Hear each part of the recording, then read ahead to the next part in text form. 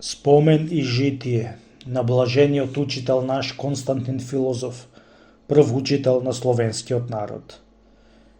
Бог милостив и штедар, очекувајќи го покајанието на луѓето, за да се спасат сите и да дојдат до сознание на вистината, бидејќи не му посакува смрт на грешникот, туку живот и покаяние, дури и да е сосем оддаден на зло. Не допушта човечкиот род да ослабне и да пропадне, ниту да подлегне на ѓаволско соблазнување и да загине.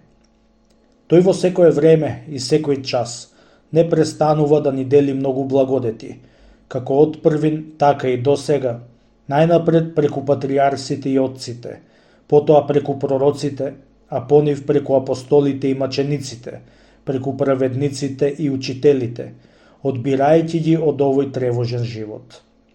Оти Господ знае кои се негови, како што кажа, овците мои го слушаат мојот глас, и јас ги познавам и ги викам на име и тие едат по мене, и јас им давам вечен живот. Тоа го направи и за нашиот род и ни го издигна овој учител што го просвети нашиот народ, на кој му се помрачи умот од слабост, а уште повеќе од ѓаволска лукавост, па не сакаше да оди во светлината на Божите заповеди.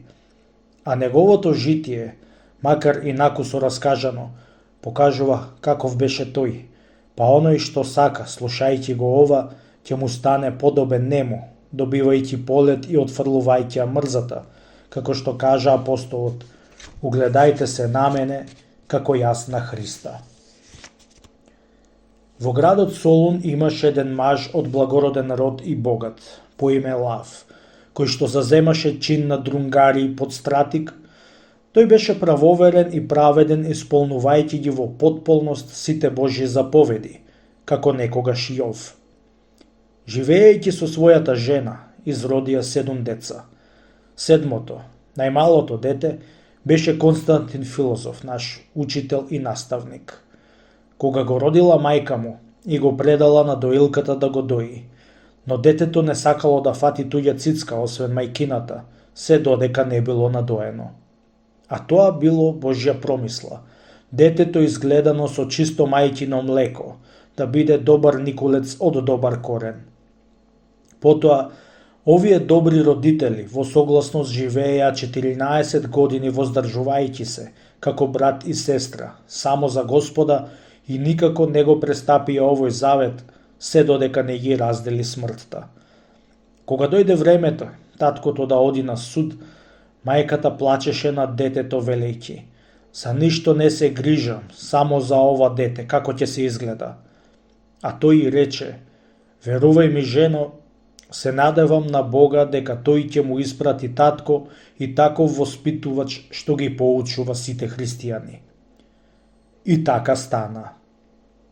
Кога беше детето на 7 години, сони сон, па им го раскажа на татко си и на мајка си и им рече: собирајќи ги сите девојки од нашиот град, стратегот ми рече: одбери една од нив која сакаш за сопруга и помошничка спрема тебе. А јас ги погледнав сите и откако ги разгледав, догледав една, најубава од сите, со светло лице, богато украсена со златни ѓердани и бисери и со секаков накид. Името ѝ беше Софија, тоест мудрост. Ја одбрав неа. Кога ги слушнаа овие зборови, неговите родители му рекоа: чувај ја, синко, заповедта на татка ти и не ги отфрлај поуките на мајка ти. Оти заповедта е светило и светлина на законот. Туку кажи и на премудроста: стани ми сестра, а мудроста направи ја своја пријателка. Оти премудроста свети посилно од сонцето и таа, ако си ја одбереш за другарка, ќе те спаси од многу зла. Кога го дадоа да се школува, напредуваше во учењето подобро од сите ученици, така што сите му се чудеа на сваќањето и на големиот успех во вештините. Но еден ден, заедно со синовите на богатите, кои има обичај да се забавуваат со лов, излезе и Константин в поле и си го зеде својот сокол. Кога го пушти, по Божја волја се крена ветар, го зафати соколот и го однесе. Детето заради тоа толку го обзеде тага и жал, што 2 дена не јадеше.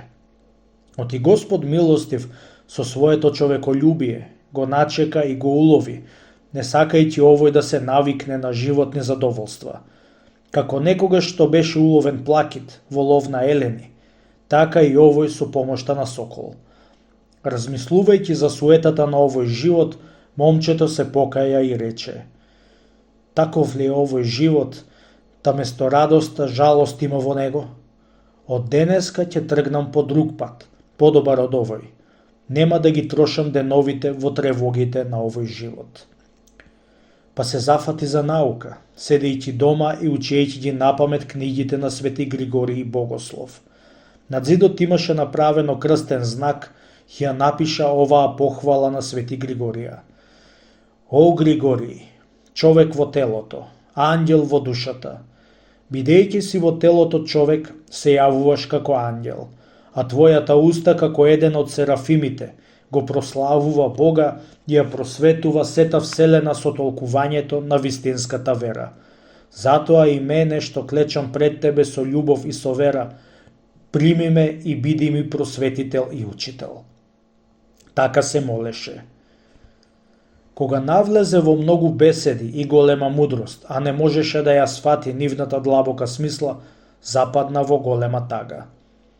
А баш тогаш се најде тука еден туѓинец, кој добро знаеше граматика, па појде кај него и го замоли, паѓајќи му пред ноза и предавајќи му се: биди добар и научи ме на граматичката вештина.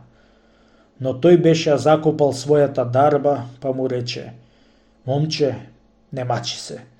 Заречен сум веќе никого да не учам во животов мој. А момчето пак му се клањаше и го молеше со солзи: земи го сиот мој дел што ми се паѓа од куќата на татка ми. Само научи ме. Бидејќи овој не сакаше ни да го чуе, момчето отиде дома и усредно се молеше да му се исполни желбата на срцето негово. Господ набргу ја исполнува желбата на оние што се плашат од него. За неговата убавина, бистрина и прилежност во учењето, што беа здружени во него, беше дочул царскиот управител, наречен Логотет, па испрати по него за да учи заедно со царот. Момчето кога чу, радосно тргна на пат и по пат клекнат се молеше зборувајќи: Боже на татковците наши и Господе милостиви, ти кој се си создал со збор и со премудроста своја, и си го создал човекот да владее со твоите творенија. Дај ми ја премудроста што е покрај твојот престол, за да сватам што ти е угодно и за да се спасам, зашто јас сум твој роб и син на твоја робинка. А потоа, изговорувајќи ја докрај молитвата на Соломон, стана и рече: Амин. Кога дојде во Цариград, го дадоа на учител да го учат. Отколку ја изучи сета граматика за 3 месеца, се зафати и за други науки. Кај Лава го изучуваше Хомера и геометрија, а кај Фотија диалектиката и сите филозофски науки, освен тоа и реторика и аритметика, астрономија и музика, како и сите други елински вештини. Така овладеа со сите нив, како да учел само една. Брзината се здружи со прилежноста, едната и предходеше на другата, и така се постигнува знаење и умеење. Повеќе од ученоста во неговиот изглед се покажуваше благост. Се дружеше со оние со кои беше пополесно и одбегнуваше тие што одат по лош пат и размислуваше како да го размени земното од небеско, да се ослободи од ова тело и да живее со Бога. Кога увиде каков човека тој, Логотетот му даде власт над својата куќа и му дозволи слободно да може да иде во царската палата. А еднаш го праша: Философе, би сакал да знам што е тоа философија? А тој без размислување веднаш му одговори: разбирање на Божиите и човечките работи, колку човек може да се доближи до Бога, го учи човека со делата да биде слика и прилика на тој што го створил. И од тогаш уште повеќе го заљуби и секогаш го прашуваше за се. Тој толку висок и чесен маж. Тој му ја протолкува философската наука и со малку зборови му искажа голема мудрост. Колку повеќе му угодуваше на Бога со својот чист живот, толку повеќе го љубеа сите. И логотетот со почит му укажуваше секаква чест и му нудеше многу злато, но тој не земаше. Еднаш му рече: твојата убавина и мудрост повеќе од се ме тера да те сакам. Имам убава и богата приќерка, благородна и од висок род, а јас сум и кум. Ако сакаш, да ти ја дадам за животна другарка, а бидејќи имаш добиено од царот голема чест и кнежевство, чекај уште повеќе. Набргу и стратег ќе станеш. Филозофот му одговори: тоа е навистина голем дар за оние што копнеат по него, а за мене учењето е над се. Со него, обогатувајќи го својот ум, сакам да постигнам предедовска чест и богатство. Кога го чу неговиот одговор, логотетот отиде кај царицата и рече: овој млад филозоф не го љуби овој свет. Да не го пуштаме од нашата средина, туку да го подстрижеме за поп и да го дадеме на служба, да биде библиотекарка и патриархот во Света Софија, да не ќе го задржиме така. Така историја со него. А тој, откако остана на таа должност мош некусо време, отиде на тесното море и таму тајно се сокри во манастир. Го бараа 6 месеци и одвај го најдоа. Бидејќи не можеа да го присилат да се врати на таа должност, го наговорија да преземе катедра и да предава филозофија на домашни и туѓинци, со сите должности и соодветни приходи.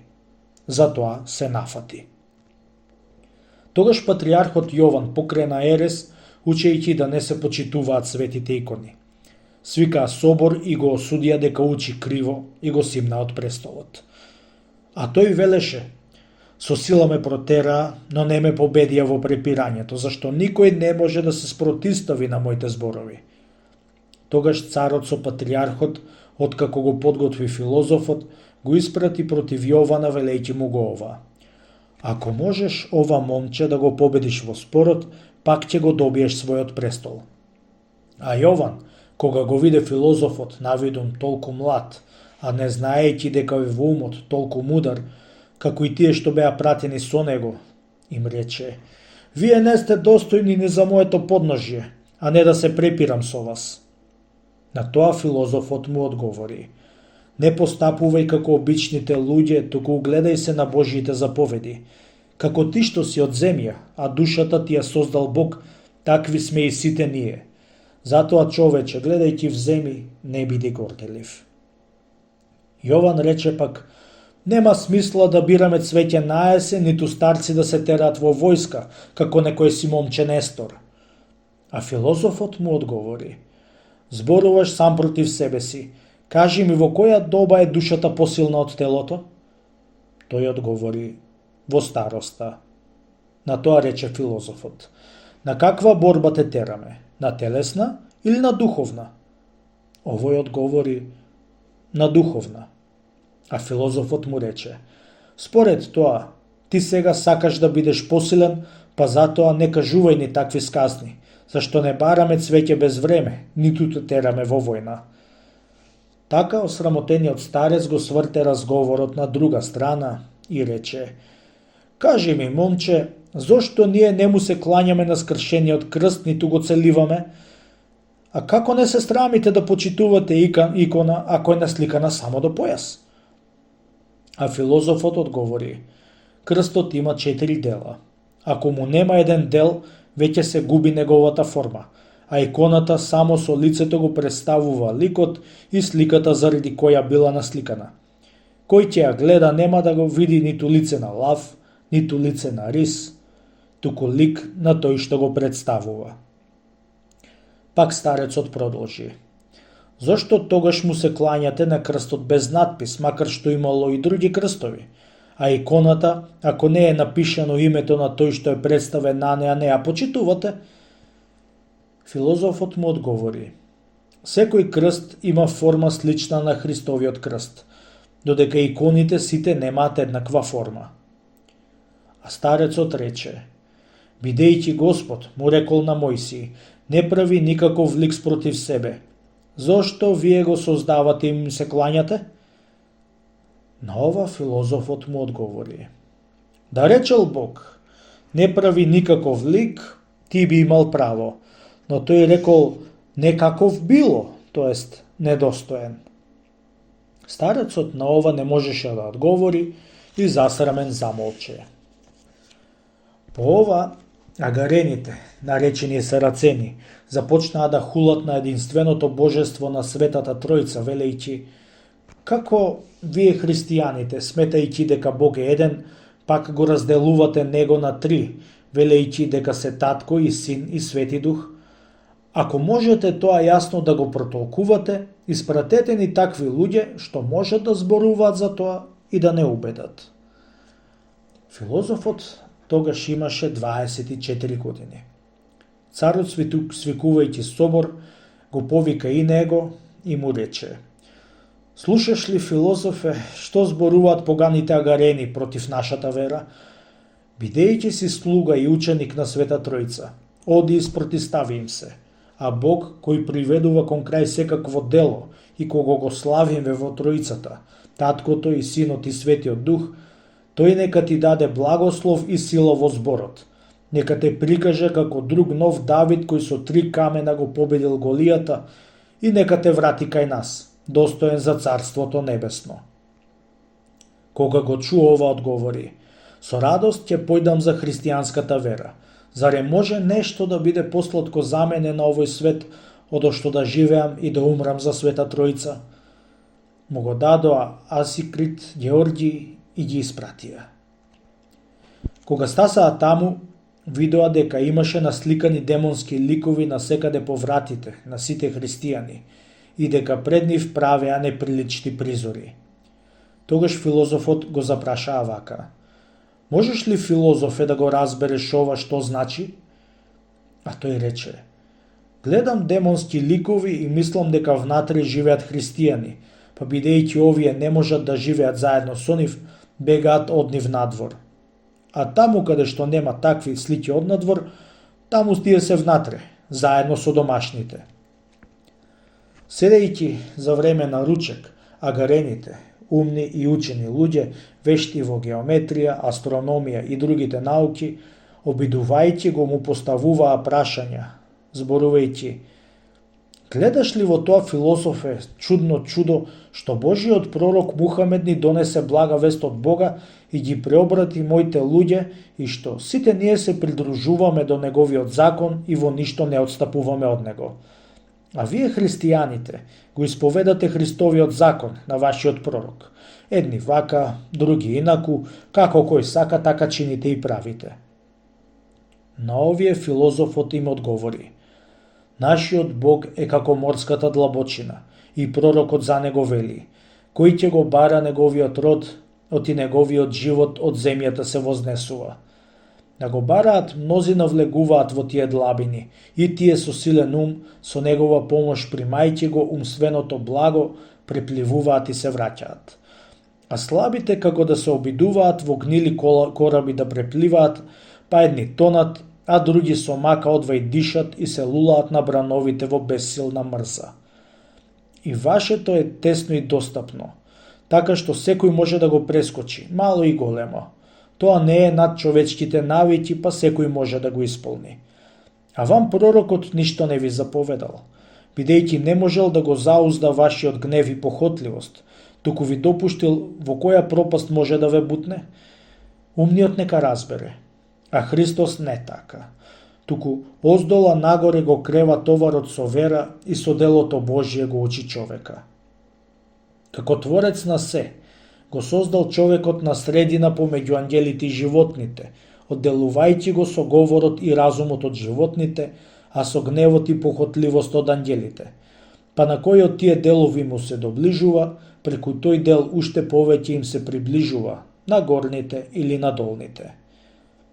Тогаш пак го праша: како вие, кога е еден Бог, го славите како Тројца? Кажи ако знаеш. Го наречувате Татко, Син и Дух. Ако зборувате така, тогаш дајте му и жена да се расплодат од него многу богови. На тоа филозофот одговори: не кажувајте таква безчесна хула. Ние добро сме научиле и од отците, и од пророците, и од учителите да ги славиме Тројцата, имено Таткото и Словото и Духот, три лица во едно суштество.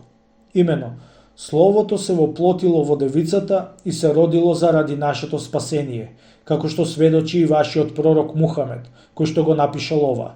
Ние го испративме нашиот дух кај девицата за да роди. Тргнувајќи од ова, ви давам известување на Тројцата.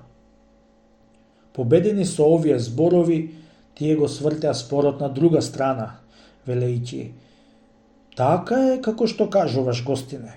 Ако е, значи, Христос, ваш Бог, зошто не чините како што заповедал?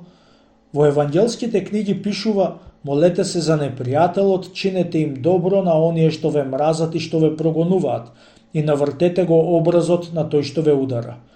А вие не правите така, туку острите спротивно оружје против оние што ви прават така. На тоа филозофот одговори: кога има во законот две заповеди, кој го исполнува законот? Тој што исполнува едната или тој што ги исполнува обете заповеди? Одговорија дека е тој што ги исполнува двете. А филозофот продолжи: Бог рекол: молете се за оние што ве навредуваат. Тој уште рекол: од оваа љубов никој не може да изрази поголема во животот, одошто да ја положи својата душа за пријателот. Заради своите ближни ние го правиме тоа, за да не биде заробена и нивната душа заедно со телесното робство. А тие пак рекоа: Христос дал данок и за себе и за другите. Зошто и вие не ги чините нивните дела? Ако веќе се спречувате да платите, зошто барем на овој голем и силен народ, измаелски, не му давате данок за вашите браќа и пријатели? Ние навистина малку бараме, само еден златник, и тоа додека е светов ќе чуваме мир помеѓу вас, како никој досега. Филозофот на тоа одговори: ако некој сака да го следи учителот, ќе оди под неговата трага. Па ако сретне друг што го одвраќа, дали тој му е пријател или непријател? Тие одговорија: непријател. Филозофот продолжи: кога Христос дал данок, кое царство тогаш било? Измаелско или римско? Тие одговорија: римско. А тој пак рече: затоа не треба да ни се замерува дека сите ние им даваме данок на римјаните.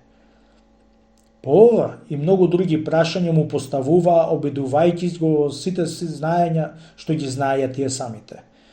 Тој им кажуваше за се, па во тоа ги надваса. Му рекоа: како знаеш се? А филозофот им одговори: некој човек нацрпил морска вода и ја носил во мев и се дуел велејќи им на минувачите: гледате ли вода каква нема никој освен мене? Му прииде некој морнар и му рече: се правиш ли луд кога се фалиш со тој смрден мев?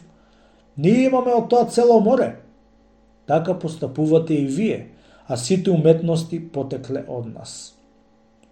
Потоа, за да го зачудат, му покажаа насадено лозје кое некогаш никнало од земјата. А кога тој им објасни како станува тоа, тие тогаш му го покажаа сето богатство и палатите, украсени со злато и со сребро, со скапоцени камења и со бисер, зборувајќи му: гледај, философе, чудно чудо, голема е силата и огромно е богатството амерумнино на сараценскиот владетел. А тој му рече: тоа не е никакво чудо, а слава и фала му на Бога кој го создал сето тоа и им го дал на луѓето за утеха. Тоа е негово, а не на некој друг. Огорчени, пак се вратија кон својата злоба и му дадоа да испие отров.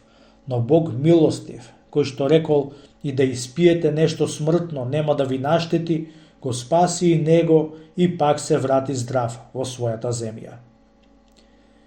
Мина малку време и Константин, одрекнувајќи се од се на овој свет, се насели на едно место далеку од вревата на животот, посветувајќи се сиот на самонаблюдување. Не оставаше ништо за утре, туку се раздаваше на сиромаси, предавајќи му ја грижата за себе на Бога, кој секој ден се грижи за се. Еднаш, на еден празник, неговиот слуга се пожали: немаме ништо за ваков свечен ден. А тој му рече: оној што некогаш ги израни израелците во пустињата, ќе ни даде и нам овде јадење. Туку оди и повикај барем 5 сиромаси кои очекуваат Божја помош. И кога дојде време за ручек, тогаш донесе некој човек многу секакви јадења и 10 златника. И Константин му се заблагодари на Бога за сето ова. Потоа се упати на Олимп кај брата си Методија и тука почна да живее молејќи му се непрестајно на Бога и разговарајќи само со книгите. Кај царот дојдоа пратеници од хазарите и рекоа: од секогаш знаеме само еден Бог кој е над сите и нему му се клањаме кон исток, а се држиме за другите наши пагански обичаи. А пак евреите не наговараат да ја примиме нивната вера и обред, а сарацените од другата страна, предлагајќи ни мир и многу дарови, не тргаат кон својата вера, зборувајќи: нашата вера е поубава од верата на сите други народи. Затоа ви се обврнуваме вам, држејќи се до старото пријателство и љубов, оти вие сте голем народ и ја држите царската власт од Бога. Па барајќи од вас совет, ви се молиме да испратите од кај вас учен маж. Па ако ги надвладе во спорот евреите и сарацените, ќе ја прифатиме вашата вера. Тогаш царот го побара филозофот и кога го најде му раскажа што рекле хазарите и му рече: оди филозофе кај тие луѓе, па проповедај им и то протолкувај им за Света Тројца со нејзина помош. Оти никој друг не може тоа да го стори како што е достојно. А тој му рече: ако наредуваш, Господаре, за таква проповед со радост ќе појдам пеш и бос и без се, како Бог што им наредил на своите ученици да не носат ништо. Но царот му одговори: ако сакаш ти да го сториш тоа само како твој личен потфат, тогаш добро ми кажуваш. Но имајќи ја предвид царската држава и чест, оди честно со царска поддршка. Тогаш тргна на пат и кога дојде во Херсон, таму го изучи еврејскиот јазик и книги, ги преведе 8 делови на граматиката и со тоа уште повеќе ги продлабочи своите знаења. Меѓутоа, таму живееше некој самаритјанин кој идеше кај него и спореше со него, па еднаш донесе самаритјански книги и му ги покажа. Философот ги измоли од него, се затвори в куќи и фати да се моли. А бидејќи Бог му даде разум, почна да ги чита книгите без грешка. Кога го виде тоа, самаритјанинот извика со сиот глас и проговори: навистина, тие што веруваат во Христа бргу ќе го примат Светиот Дух и неговата благодет. Бидејќи тогаш се покрсти неговиот син, по него се покрсти и тој самиот. Таму најде Евангелие и Псалтир, пишувани со руско писмо, а најде и човек што зборуваше на тој јазик. Разговарајќи со него и откако овладеа со силата на зборот, преведувајќи на својот јазик, ја изнајде разликата помеѓу самогласните и согласните букви. И молејќи му се на Бога, набргу започна да чита и да зборува, па мнозина му се восхитуваа и го фалеа. Кога разбра дека Свети Климент уште лежи в море, се помоли и рече: верувам во Бога и се надевам на Свети Климента дека ќе ги најдам неговите мошти и ќе ги изнесам од морето. Од кога го убеди архиепископот, тој со сето свештенство и со побожни луѓе седна на кораб, па тргнаа на тоа место. На морето завладеа голема тишина, па дојдоа и започнаа да копаат пеејќи. Наеднаш се сети силна миризба како од многубројни кандила, а потоа се покажаа светите мошти. Ги зедоа со голема чест и со слава од сите граѓани, ги однесоа во градот, како што пишува тој самиот за нивното пронаоѓање. Во тоа време хазарскиот војвода, доаѓајќи со војската, опколи едно христијанско градче и го обседна. Кога разбра за тоа, филозофот без двоумење појде кај него и откако се разговорија, го скроти со поучни зборови, а овој вети дека ќе се покрсти и се оддалечи без да им причини некаква штета на тие луѓе. А филозофот тргна назад по својот пат. И кога беше во молитва за време на првиот час, го нападнаа угрите, виејќи како волци и сакаа да го убијат. Но тој не се исплаши и не ги остави своите молитви, туку само извикуваше: Господи помилуј, бидејќи пред тоа веќе ја завршил службата. А тие, кога го догледаа по Божјата заповед, се скротија и започнаа да му се клањаат. А кога слушнаа од неговата уста поучни зборови, го пуштија заедно со сета негова притужба. Влегувајќи в кораб, Константин се упати кон Хазарија на Меотското езеро и кон Касписката врата на Кавказските планини. Хазарите му испратија во пресред лукав и итар човек кој започна разговор со него и му рече: Зошто имате лош обичај да поставувате место еден цар друг од друг род, а ние се држиме за еден род? А филозофот му рече: И Бог место Саула кој не правел како што му е нему угодно, го одбрал Давида кој му угодувал и родот негов. Овој пак рече: Зошто држите книги в раце кога од нив кажувате само сказни? А ние не правиме така. Сета мудрост ја вадиме од градите, како да сме ја голтнале пред тоа, па не се фалиме со своето знаење за книжевноста како вас. А филозофот му рече: Ќе ти одговорам и на тоа. Ако сретнеш гол човек и тој ти рече: Многу руба и злато имам, дали ќе му поверуваш гледајќи го гол? Тој одговори: Нема. Тогаш му рече: Така и јас ти зборувам тебе. Ако си ја голтнал сета мудрост, кажи ми колку родови има до Мојсија и колку години владеел секој род? Бидејќи не можеше да му одговори на ова, молкна. Кога дојде на местото и кога требаше да седнат на ручек кај Каганот, му го поставија ова прашање: Какво е твоето достоинство, па да те поставиме според твојот чин? Константин им одговори: Имав дедо голем и мощнеславен, кој бил близу до царот, а бидејќи доброволно се откажал од славата што му била дадена, го протерале. И кога дошол во туѓина, се осиромашил и таму ме родил. А јас, барајќи ја старата чест на дедовците, не успеав да ја здобијам. Јас сум внук на Адама. И му одговорија: Достојно и правилно зборуваш, гостине. И од тој час започнаа да му прават уште поголеми почести. Каганот ја крена чашата и рече: Пијам во името на единствениот Бог кој што создал вакво битие. А филозофот рече, земајќи ја чашата: Пијам во името на единствениот Бог и неговото слово, со кое се утврди небото, и во името на животворниот дух, во кој се покажува сета негова сила.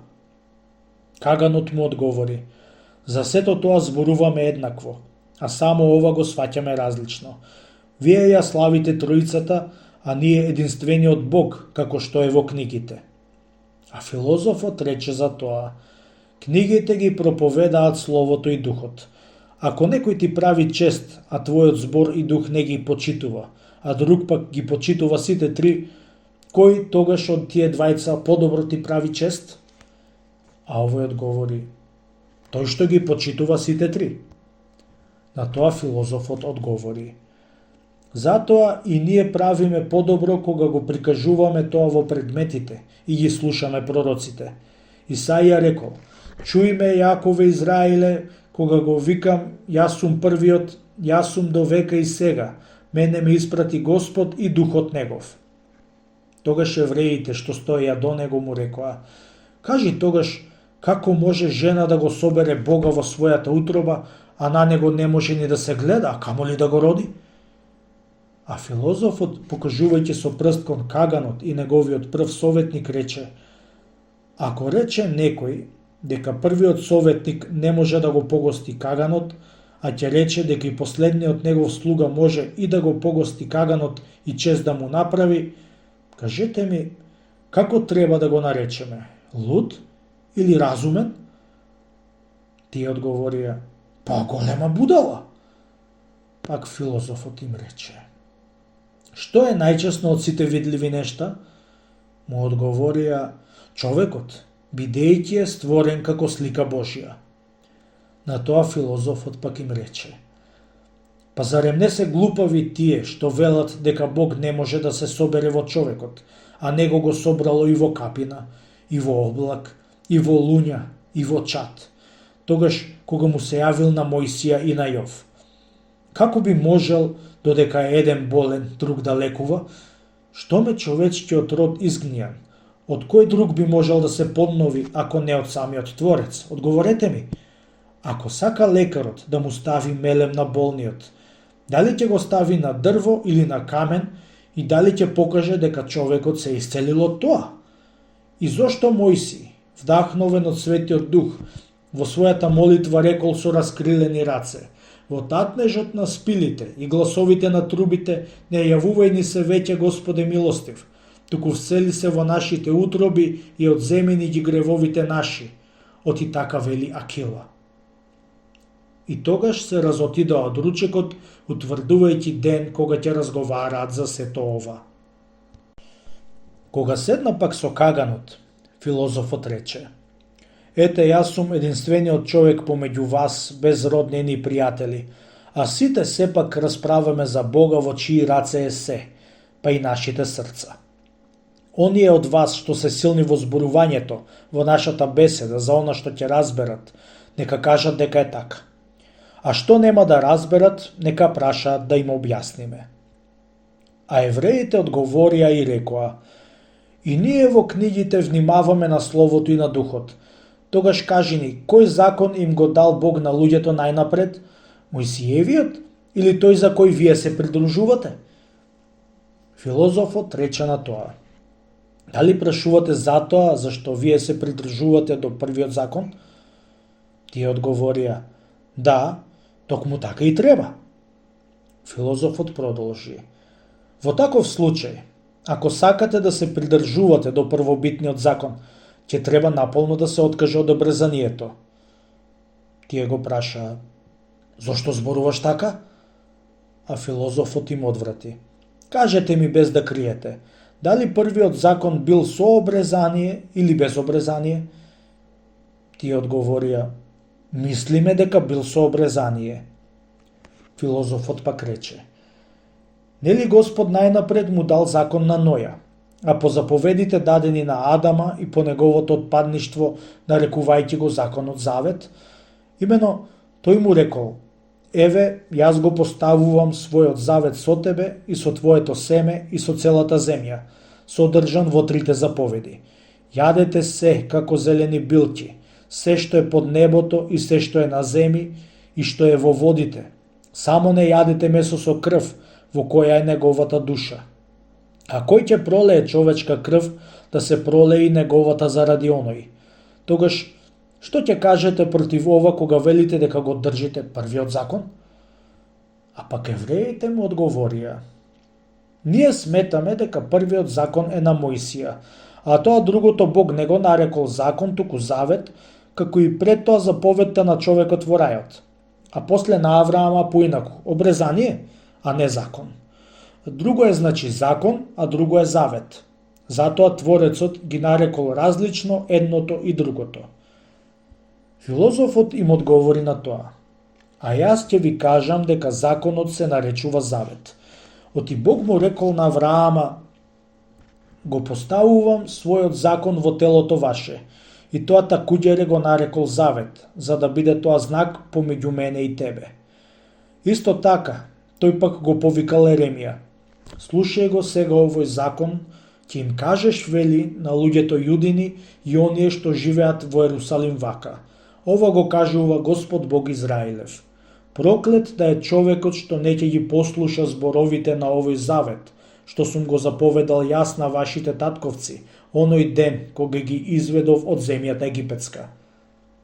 На тоа одговорија евреите: така мислиме и ние дека законот се наречува завет, и колкумина се држеле до Мојсиевиот закон, сите му угодиле на Бога. И ние се држиме за него и се надеваме дека ќе бидеме такви. А вие, поставувајќи друг закон, го газите законот Божи. Филозофот им рече: добро правиме. Да не го примил Аврам обрезанието, туку да го држал Ноевиот завет, тој не би се нарекол пријател Божи, ниту пак Мојсија, кој подоцна пак напишал закон, а првиот не го држал. така и ние го следиме нивниот пример и примајќи од Бога закон, сметаме дека Божјата заповед останува цврста. Па давајќи му закон на Ноја, Господ не му рекол дека ќе му даде и друг, што пребива вечно во живата душа. Ниту пак на Авраама, давајќи му ветување, не му навестил дека ќе му даде на Мојсија. Според тоа вие го чувате законот, а Бог вика по Езекија, ќе го разменам и ќе ви дадам друг закон. И Еремија отворено зборува, еве идат дните, вели Господ, и ќе му одредам на домот Јудин и на домот Израилев нов завет, но според заветот што им го оставив на вашите татковци, оној ден, кога ги зедов за рака за да ги изведам од земјата египетска. Оти и тие не му останаа верни на мојот закон, па ми омрзнаа. По овие дни, рече Господ, ги ставам законите мои во нивните помисли и на срцата нивни ќе ги запишам и ќе им бидам Бог, и тие ќе бидат мој народ. И пак истиот Еремија вели, така зборува Господ Седржител, застанете на патиштата и гледајте и прашувајте за вечните врвици Господови, и ќе видите кој е патот на вистината и зачекорете по него, па ќе најдете очистување за вашите души.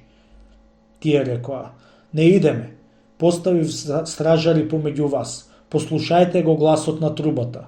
А тие рекоа, не сакаме да слушаме. Затоа ќе чујат народите и пастирите на нивните стада.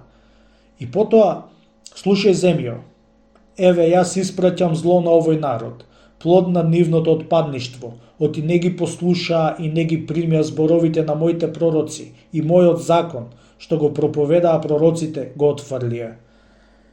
И не само со ова едново, ќе докажам дека законот поминува, туку тоа е јасно и од многу други доводи што ги наведуваат пророците. Евреите му одговорија, на вистина, секој евреин го знае тоа дека ќе биде така, но уште не е дојдено времето за помазаниот. На тоа филозофот им рече, зошто зборувате така, кога гледате дека Ерусалим е разурнат и жртвите престанаа и се исполни се што прескажале за вас пророците? И Малахија за вас јасно разгласува. Не сте ми по волја, вели Господ Седржител, и нема да ги примам жртвите од вашите раце, бидејќи од истокот на сонцето до запад се слави моето име помеѓу народите, и на секое место се пали темјан на моето име и чиста жртва. Оти е големо името мое меѓу народите, вели Господ Седржител. А тие пак рекоа, тоа што ни го кажуваш значи, сите народи ќе бидат благословени заради нас и обрезани во градот Ерусалим. А филозофот рече, вака кажува Мојсија, ако слушајќи мене послушно го дочувате се што законот, вашите меѓи ќе бидат до Црвеното море, до Филистинското и од пустината до реката Еуфрат.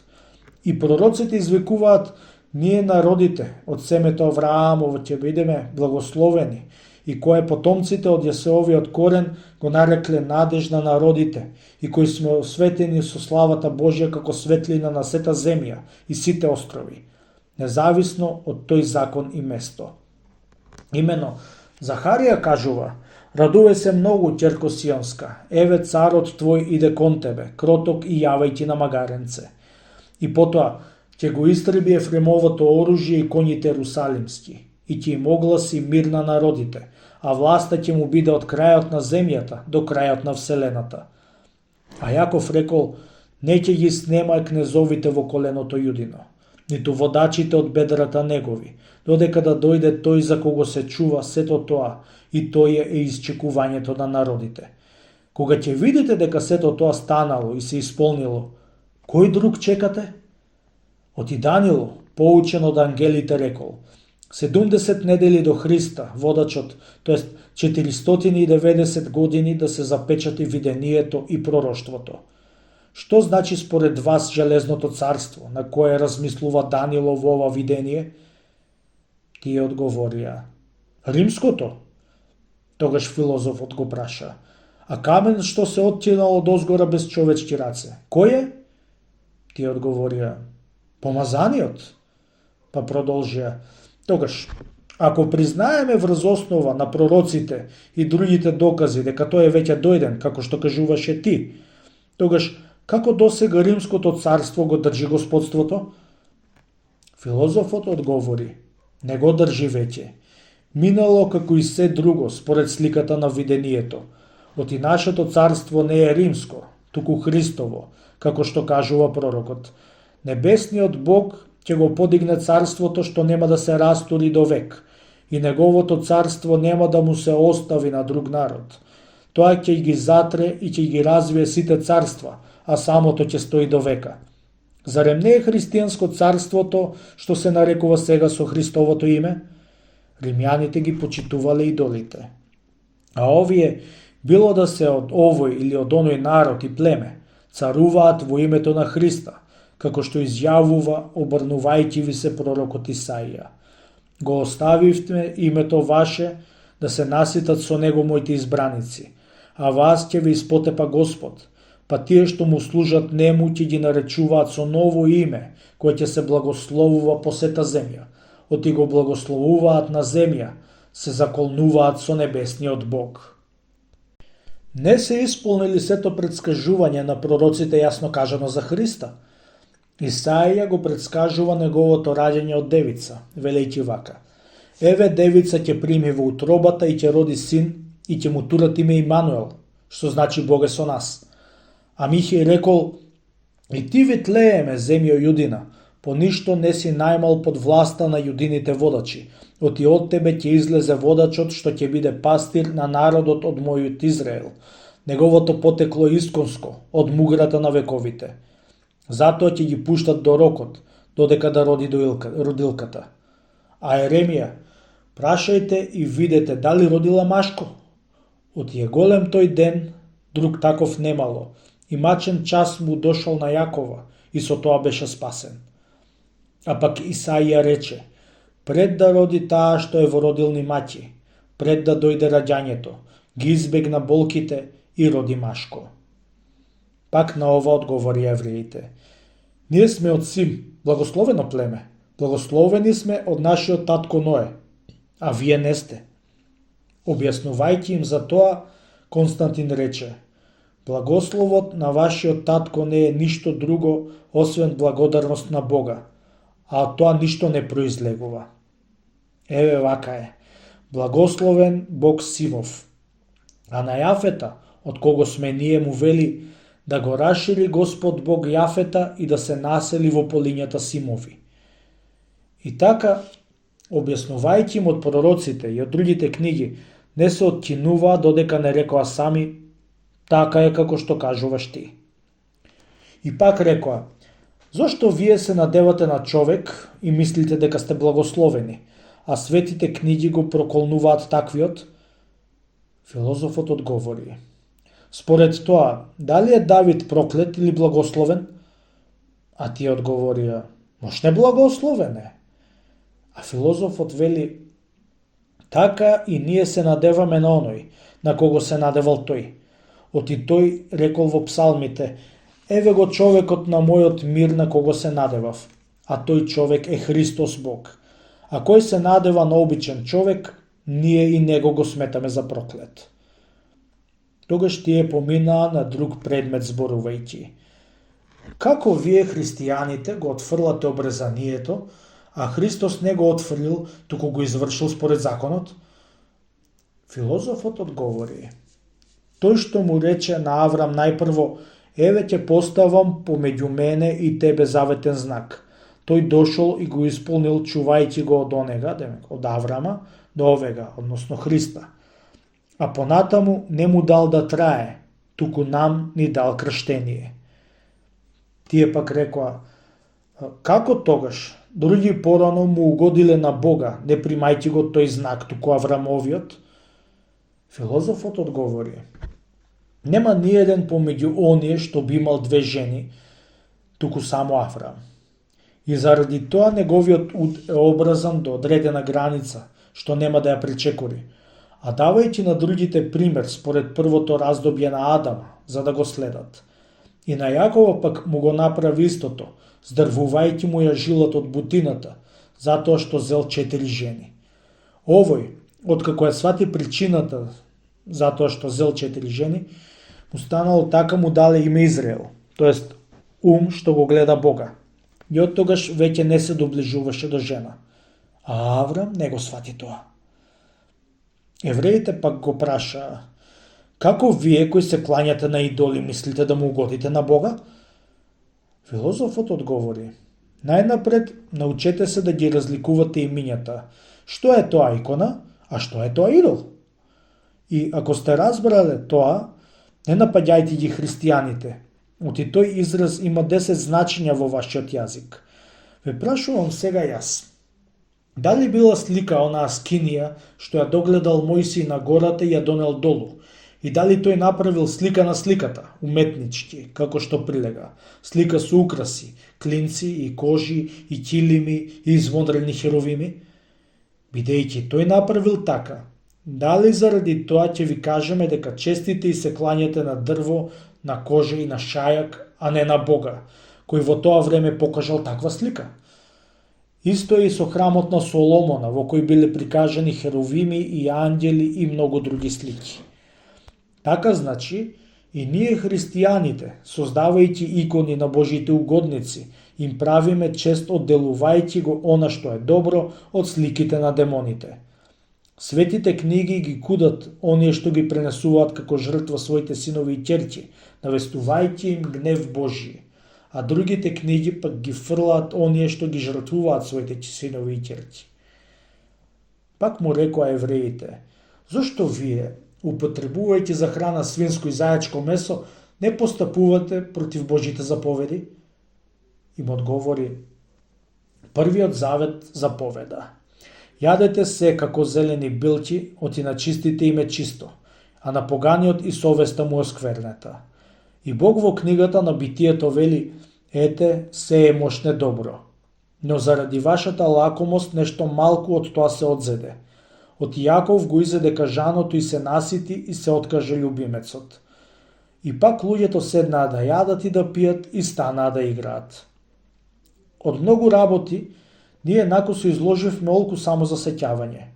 А кој сака да ги бара во потполност овие беседи, ќе ги најде во неговите книги што ги преведи учителот наш и архиепископ Методија, брат на Константин Филозоф, разделувајќи ги на 8 беседи.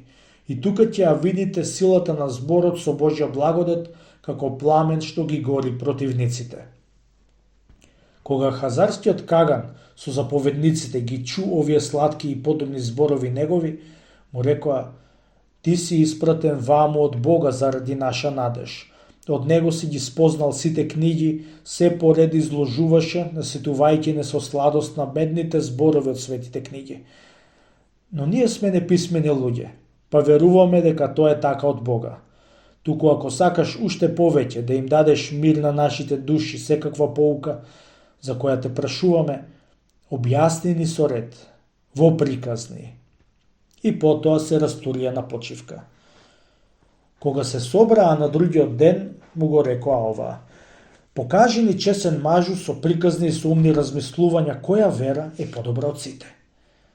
Филозофот им одговори: двајца млади сопрузи биле кај некој цар во голема чест и многу сакани.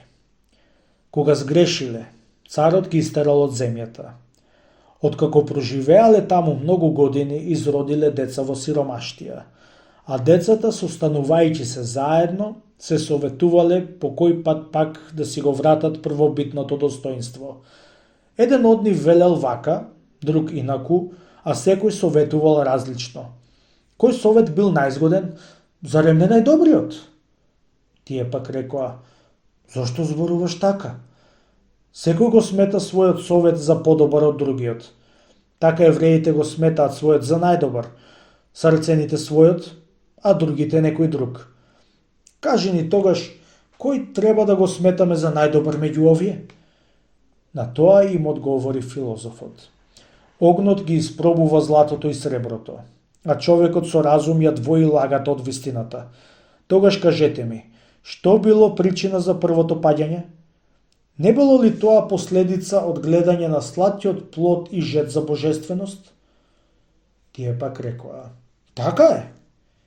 Филозофот пак рече: ако некому му се слоши откако се најал мед и се напил студена вода, па кога ќе дојде лекар и ќе му каже: Јади уште малку повеќе мед и ќе оздравиш.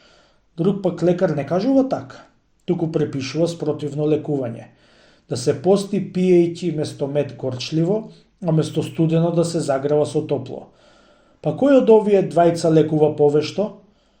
Сите одговорија: тој што пропишува спротивни лекови. Имено, со горчината на овој живот треба да се умртвува сласта на похотата, а со смиреност гордоста, со спротивно да се лекува спротивноста. И ние велиме така: дрвото што ќе пушти прво трн, подоцна ќе роди сладок плод. Пак рече филозофот: добро кажавте.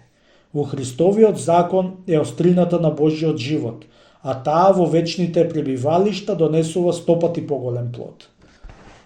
А еден од нив, советник, познавајќи ја добро сета сараценска злоба, го праша филозофот: кажи ни, гостине, зошто вие не се придружувате до Мухамеда?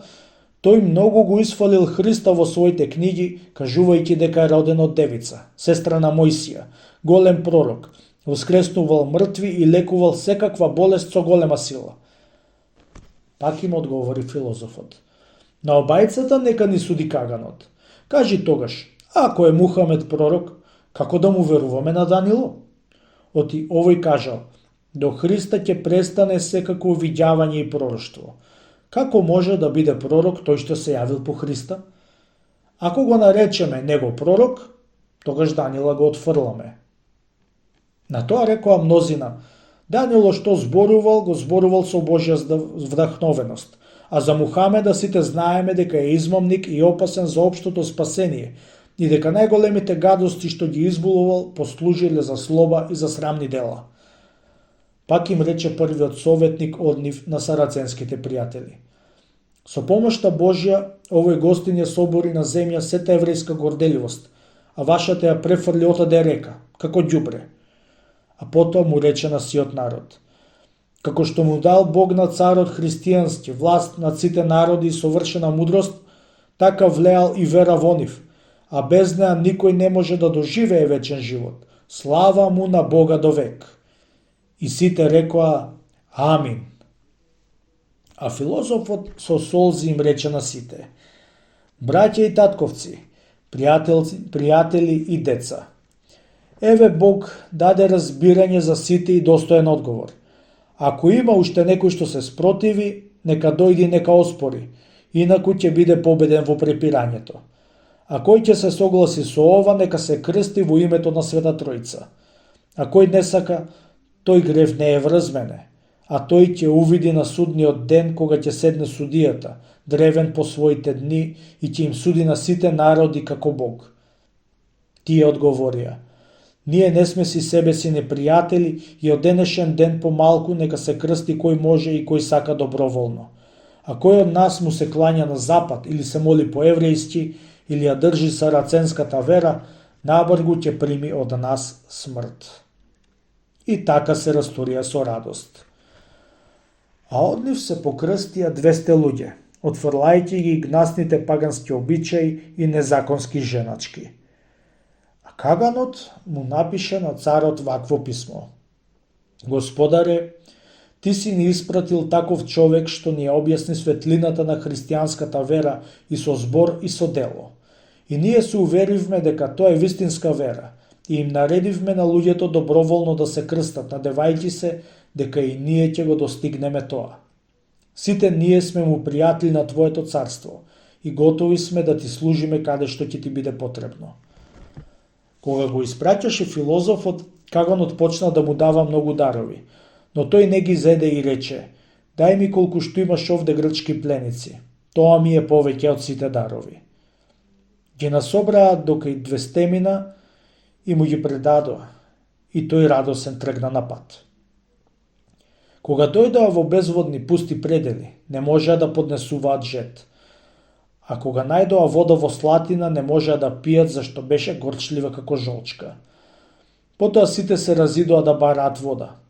Константин му рече на Методија брат му: не можам веќе да истрпам жет, црпни ми малку од оваа вода.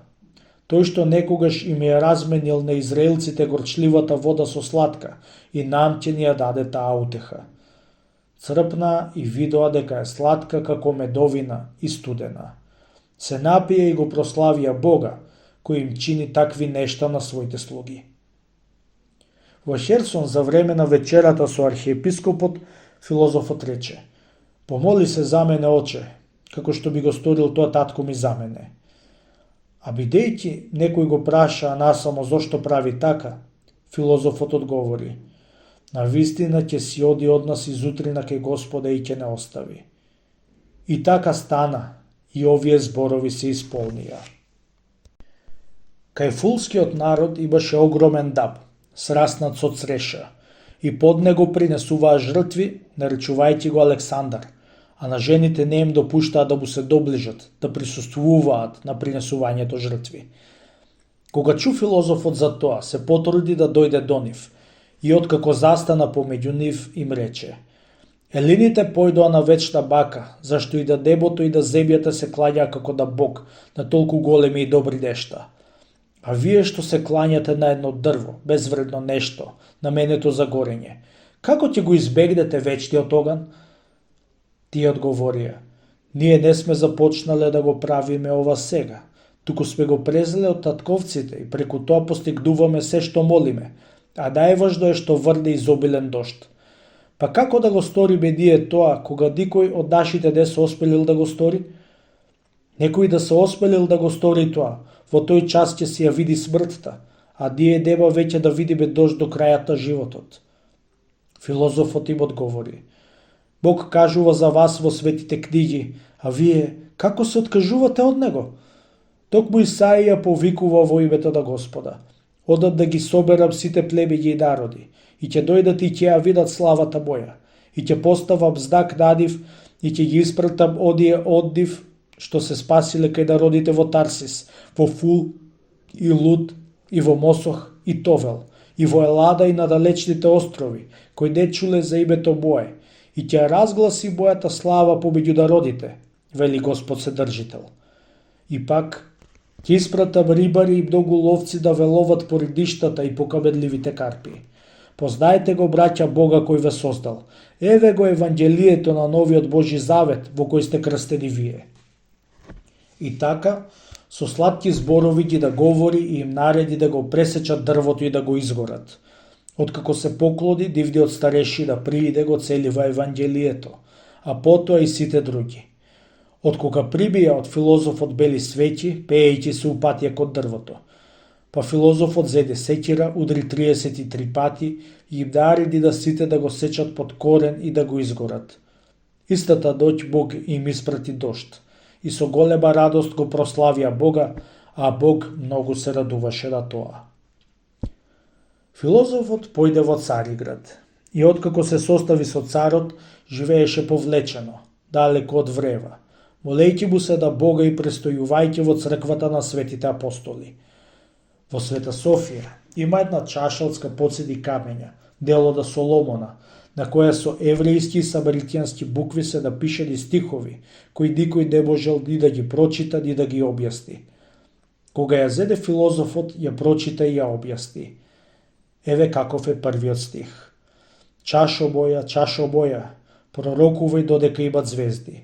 Биди му за пиење на Господа, првенецот што бдее доќе.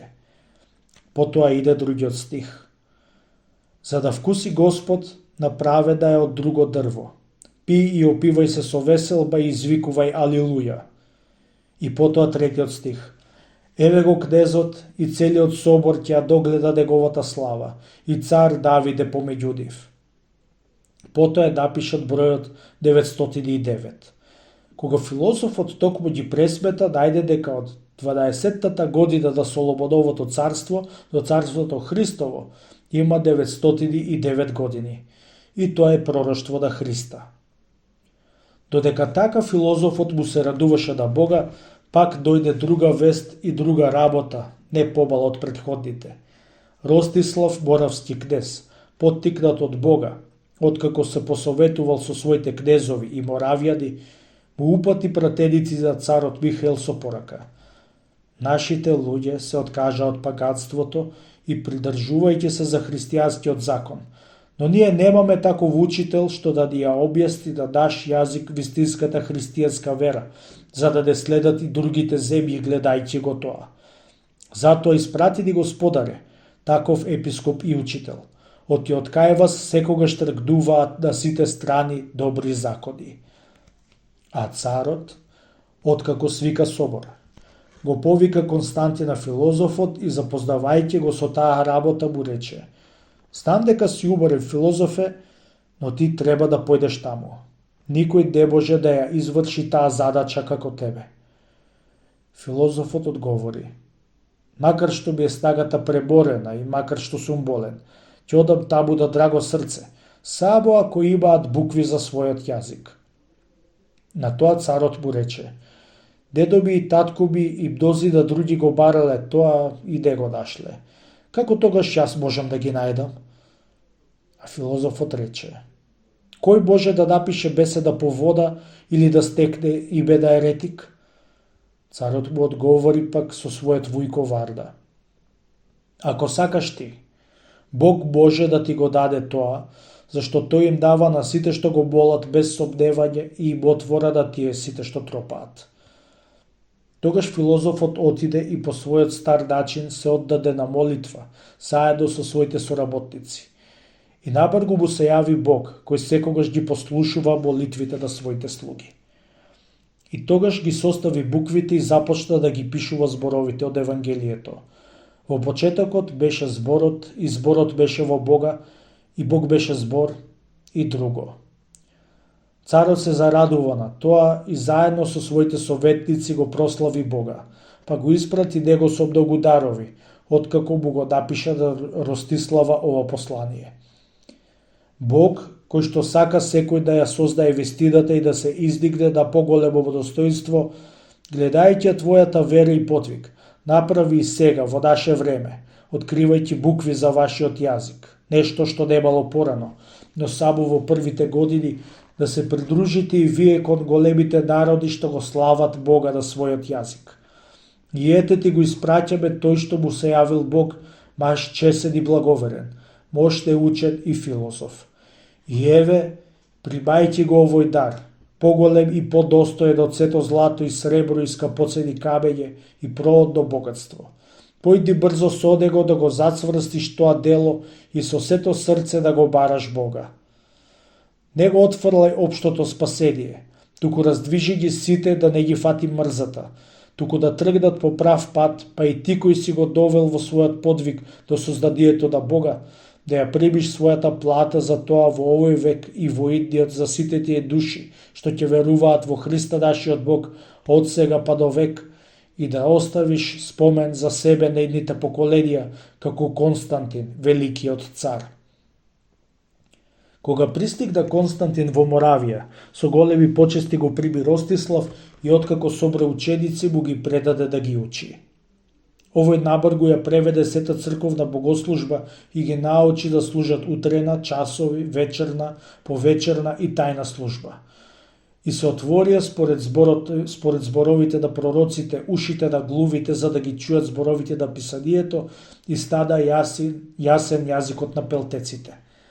А Бог многу се радуваше на тоа, а ѓаволот се засрами. Бидејќи Божјата наука се ширеше, исконски злобниот зависливец, проколнатиот ѓавол, не можеше да го поднесе тоа добро, па влезе во своите луѓе и почна да буни мнозина зборувајќи им: не се слави Бог со ова. Да му било тоа угодно, зарем не можел да направи тие уште од првин, пишувајќи ги своите беседи со букви да го слават Бога? Тој одбрал само 3 јазика: еврејскиот, грчкиот и латинскиот, на кој е достојно да се слави Бог. Тие беа латински и франкски архиереи со свештеници и ученици што зборуваа така. Стапувајќи во борба со нив, како Давид со туѓинците, победувајќи ги со зборовите од писанието, ги нарече тријазичници, оти така напишал Пилат на надписот на Господа. И не го зборуваа само тоа, туку учеа и на други неприлични работи, зборувајќи дека под земја живеат луѓе со големи глави и дека сите лазачи се дело на ѓаволот. И ако отепа некој змија, заради тоа ќе му се простат 9 грева. А ако отепа некој човек, 3 месеца да пие од дрвена чаша и да не допре стаклена. И не забранувале да се принесува жртва по стар обичај, ниту да се склопуваат диви бракови. Тој го исече сето тоа како трње и го изгоре со оган на проповедта велејќи. Пророкот кажува за ова: принеси му на Бога жртва со благодарност и подај му ги на вишти од молитвите своји. А жената на својата младост не ја отпуштај, и ако ја отпуштиш намрзувајќи ја, срам ќе ја покрие твојата похотливост, кажува Господ Вседржител. И чувајте се во духот ваш, и никој од вас да не ја напушти жената на својата младост. Сте правеле она што ми е омразно, зашто Бог бил сведок помеѓу тебе и жената на твојата младост, која ти си ја напуштил, а таа ти е другарка и жена на твојата заклетва. И во Евангелието се вели: чувте што им е кажано на старите, не правете прељуба. А јас ви велам дека секој што ќе погледне жена со похота, веќе направил прељуба во своето срце. И пак ви велам дека секој што ќе ја пушти својата жена, ако не е причина на нејзиното неверство, ја наведува да чини неверство. И кој што ќе земе распуштеница, чини прељуба. И апостолот рече: што составил Бог, човек да не разделува. И така помина во Моравија 40 месеци, па тргна да ги посвети своите ученици. На тој пат го прими Коцелј, кнез Панонски, и боште го засака словенското писмо и го изучи и даде до 50 ученици да се научат на него, па му укажа големи почести и го испрати понатаму.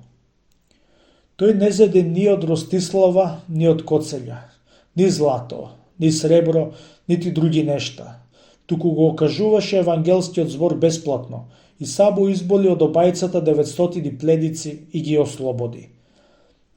Кога беше тој во Венеција, се собраа против него епископи, попови и црнорисци како врани на сокол и ја подигнаа тријазичната ерес зборувајќи: човече, кажи ни како си го создал да словените книгите и ги учиш од нив, што досега никој не измислил, ниту апостолите, ниту римскиот папа, ниту Григорий Богослов, ниту Ероним, ниту Августин.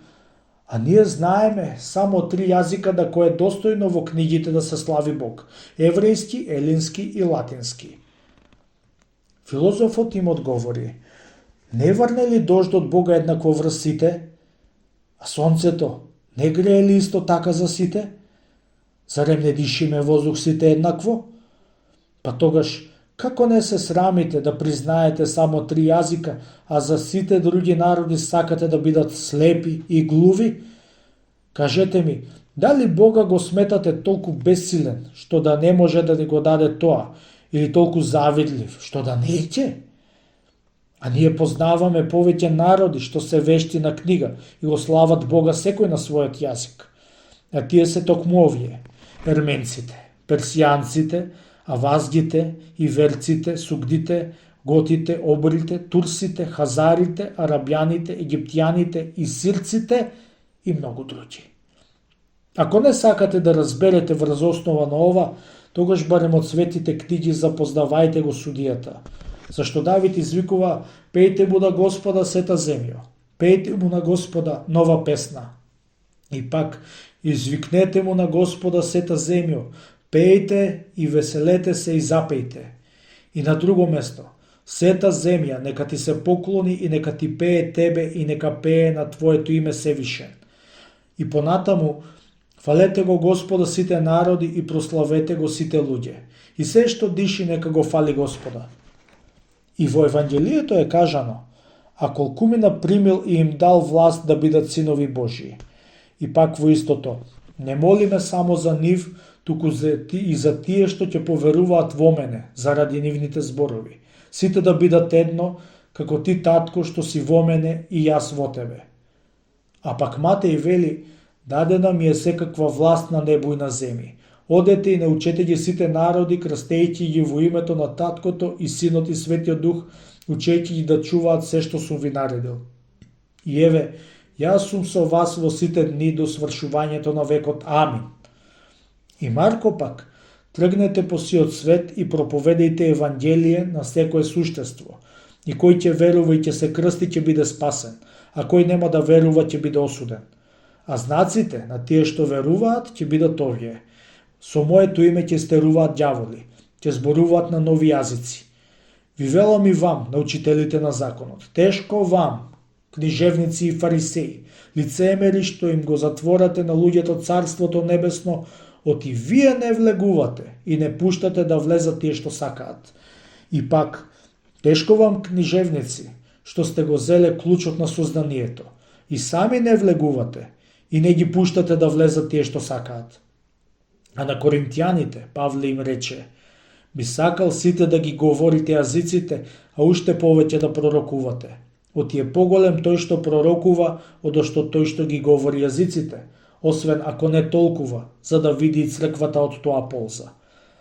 А сега, браќа, ако дојдам кај вас, зборувајќи за јазиците, каква полза ќе сторам ако не ви зборувам заради јасност и разбирање, или пророштво, или поука? Дури бездушните нешта што даваат глас, било свирка, било гусле, ако не покаже разлика во звукот, како ќе се разбере што се свири? Зашто, ако даде трубата неразбирлив глас, кој ќе се готви за борба? Така и вие. Ако го кажете неразбирливиот збор на друг јазик, како ќе се разбере што кажувате? Зашто ќе кажувате во воздух. Колку различни зборови има на светов и ниеден од нив не е без значење. Ако не ја знам смислата на говорот, за тој што ми говори ќе бидам сличен на варварин, и тој што говори, варварин е за мене. Така и вие, бидејќи се грижите за духовните дарови во полза на црквата, молете да ги имате во изобилство. Затоа, тој што зборува со јазик, нека се моли за да толкува. Ако се молам на туѓ јазик, духот мој се моли, а умот мој не дава плод. Тогаш што е? Ќе се молам со духот, а ќе се молам и со умот. Пеам со духот, пеам и со умот. Ако благословуваш со духот, како тој што стои на местото на неразумниот ќе рече амин на твојата молитва, кога не разбираш што зборуваш, имено ти добро славиш, но друг не се изградува. Му благодарам на мојот Бог, подобро од сите вас ги познавам јазиците. Но во црква сакам 5 збора да кажам од својот ум, за и други да поучам, одошто 1000 зборови на разни јазици. Браќа, не бидете деца во умот, но со злото бидете деца, а со разумот бидете совршени. Во законот, како што знаете, пишува: со други јазици и со други устни ќе му говорам на овој народ, и ни така нема да ме послуша, кажува Господ. Затоа јазиците не се за верните, туку за неверните, а пророштвото не е за неверните, туку за верните. Па ако се собере сета црква наедно и сите ако зборуваат на јазиците, а ако дојде некој што не разбира, нема ли да каже дека сте побеснеле? А ако пророкуваат сите, и ако дојде некој што не е упатен или што не верува, сите ќе го разобличат и сите ќе го испитуваат, и тајните на неговото срце ќе излезат на видело, и така паѓајќи ничкум ќе му се поклони на Бога и ќе се исповеда: навистина е Бог помеѓу вас. Тогаш, што има, браќа? Кога се сустанувате, секој од вас има псалм, има поука, има откровение, има јазик, има кажување, а нека биде за изградување. А ако некој зборува на јазиците, нека зборуваат 2 или 3 и тоа со ред, а еден да толкува. А ако нема толкувач, нека молчи в црква, а да се зборува во себе си и на Бога. А пак пророците, 2 или 3 да говорат, а другите да објаснуваат. А ако се покаже откровение на некој од присутните, прв нека замолчи. Зашто можете да пророкувате сите, еден по еден, сите да се поучат и сите да добијат утеха. Пророчките духови им се подчинуваат на пророците. Оти Бог не е Бог на безредието, туку на мирот. Како што е во сите свети цркви, вашите жени треба да молчат, оти не им е кажано да зборуваат, туку да бидат послушни, како и законот што кажува. А ако сакаат нешто да научат, нека ги прашаат дома своите мажи, оти не прилега жена в црква да зборува. Дали од кај вас тргнал зборот Божи? Или се најде само кај вас? Ако мисли некој дека е пророк или духовен, нека разбере што ви пишувам, зашто овие се Господови заповеди. А ако не разбра некој, нека не разбере. Затоа, браќа, трудете се да пророкувате, но не забранувајте и да се говори на јазиците. И се нека биде убаво и вред. И пак кажува, секој јазик да исповеда дека е Господ Исус Христос во славата на Таткото Бог. Амин. И со овие зборови и со многу други ги посрамоти и замоне напуштајќи ги. Кога римскиот папа разбра за него, испрати по него. И кога дојде во Рим, самиот апостолски наместник Хадријан му излезе во пресред со сите граѓани, носејќи свеќи, зашто се разбра дека тој ги носи моштите на Свети Климент, маченик и папа римски. И Бог веднаш стори преславни чудеса заради него. Тука еден болен човек беше излекуван, и многу други се излекуваа од различни болести, а и плениците што го призивале Христа и Свети Климента се ослободија од рацете на оние што ги плениле.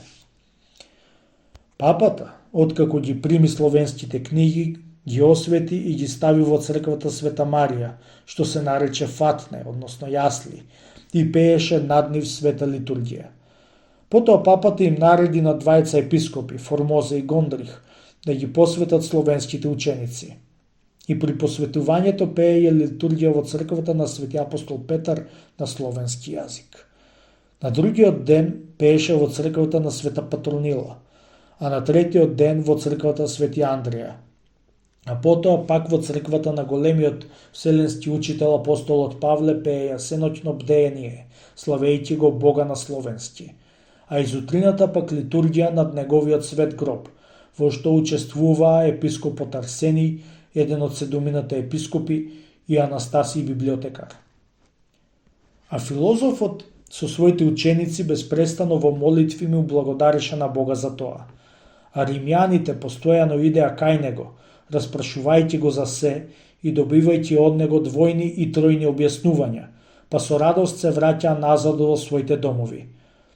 А некој евреин, кој исто така идеше и се препираше со него, еднаш му рече: според сметањето на времето уште не дошол Христос, за кого книгите и пророците кажуваат дека ќе се роди од девица. Но филозофот, пресметувајќи му ги сите години од Адама по колена, му објасни подробно дека е дојден и дека толку години минале од тогаш, подкако го научи, го пушти.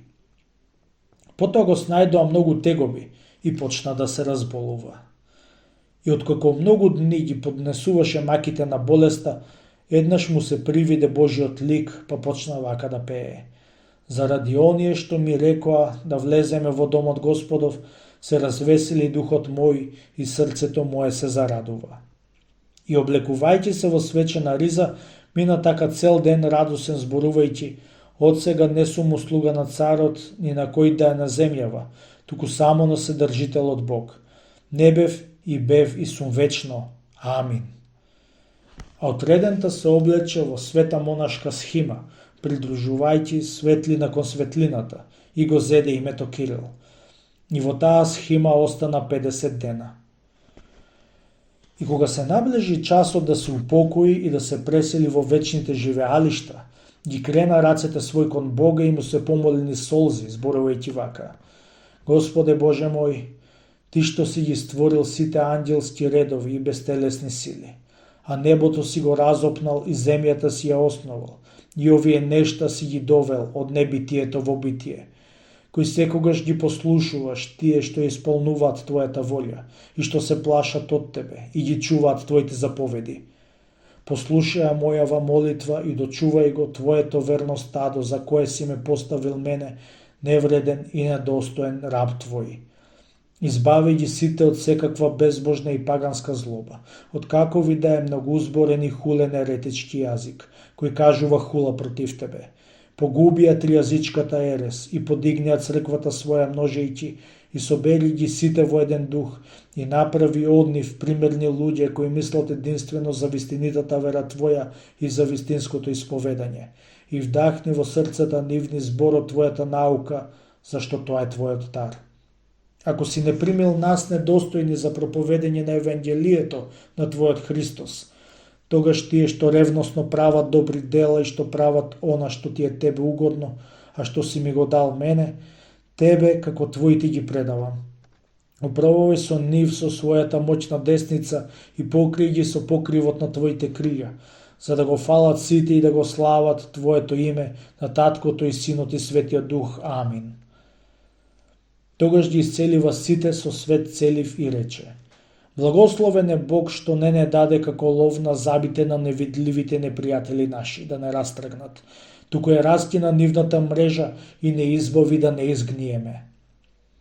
И така заспа во Господа, имајќи 42 години на 14-тиот ден од месец февруари, на вториот индикт од создавањето на светот, 6377 година.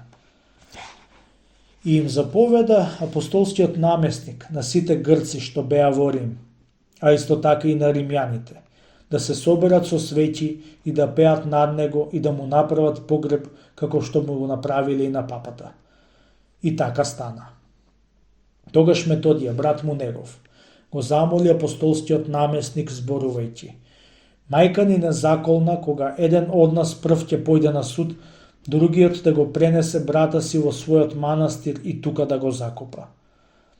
А пак папата нареди да го положат во ковчег и да го заковаат со железни клинци, и така го држеше 7 дена додека се готвеа за пат.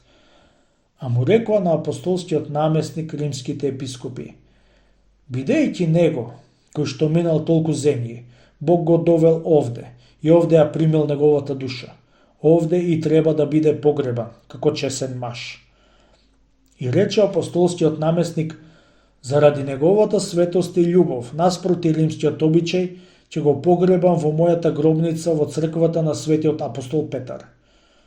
Тогаш рече брат му: Бидејќи не ме послушавте и не го дадовте, тогаш, ако ви е драго, нека лежи во црквата на свети Климент, со кој дојде ваму. И апостолскиот наместник нареди така да се направи. И кога пак се собраа сите епископи и црнорисци, со желба да го испратат со почест и да го погребаат, епископите рекоа да го отковаме ковчегот и да видиме дали е уште цел или нешто почнало веќе да му се одзема. И многу се мачеа, но не можеа да го отковаат по Божја волја. И така, заедно со ковчегот го положија во гробницата од десната страна на олтарот во црквата Свети Климент, каде тогаш почнаа да стануваат многу чуда. Гледајќи го тоа римјаните, уште повеќе почнаа да се држат за неговата светост и чест, и откако насликаа негова икона над гробот негов, почнаа да палат свеќи над него, дење и ноќе, фалејќи го Бога, што така ги прославил оние што го слават него. Затоа, нему нека му е слава и чест и почит до векот на вековите. Амин.